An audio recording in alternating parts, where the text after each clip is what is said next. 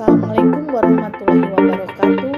Perkenalkan, nama saya Dr. Rani Topani. Saya dari Puskesmas Manonjaya Tasikmalaya. Saya berada di depan ibu-ibu kader sekalian yang sangat semangat hari ini untuk menyampaikan materi tentang pelatihan deteksi dini penyakit diabetes mellitus. Ibu-ibu kader semua, saya langsung ke materi pemaparan tentang diabetes mellitus. Diabetes mellitus dapat diperiksa dengan kadar gula darah. Ada dua macam, bisa sewaktu dan bisa puasa. Puasa di sini dianjurkan selama 6-8 jam. Sasaran yang kita periksa ada dua sasaran. Yang pertama, umurnya lebih dari atau sama dengan 40 tahun. Yang kedua, 15 sampai kurang dari 40 tahun dengan faktor resiko penyakit tidak menular. Contohnya, obesitas dan tekanan darah tinggi.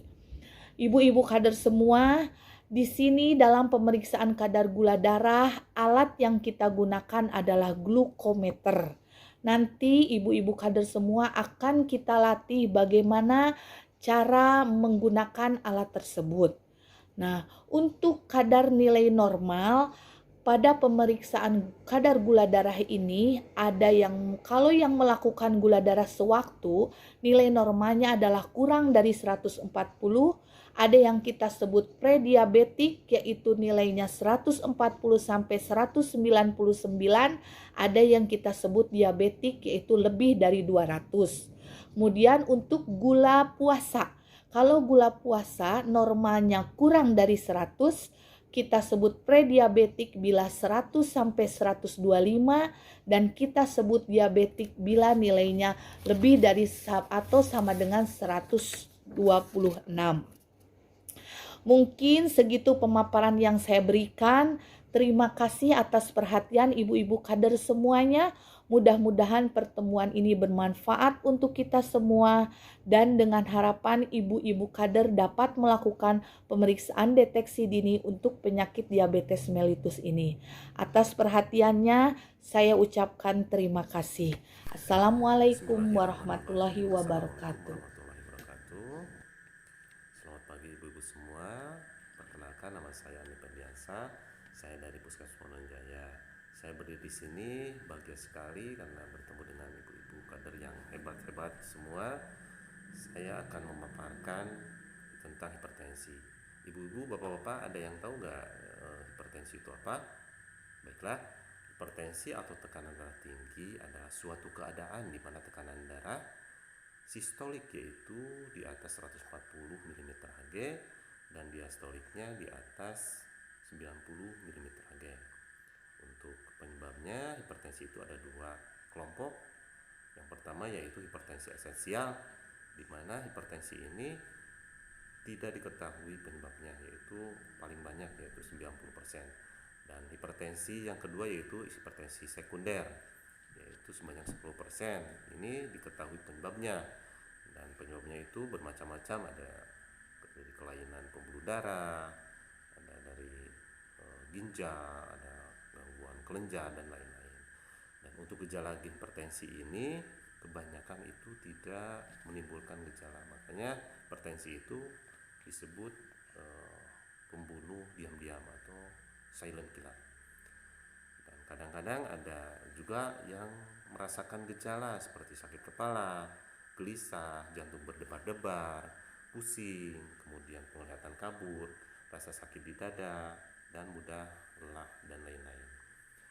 Kemudian untuk faktor risiko hipertensi itu ada dua macam, yaitu risiko yang tidak dapat dimodifikasi dan risiko yang dapat dimodifikasi.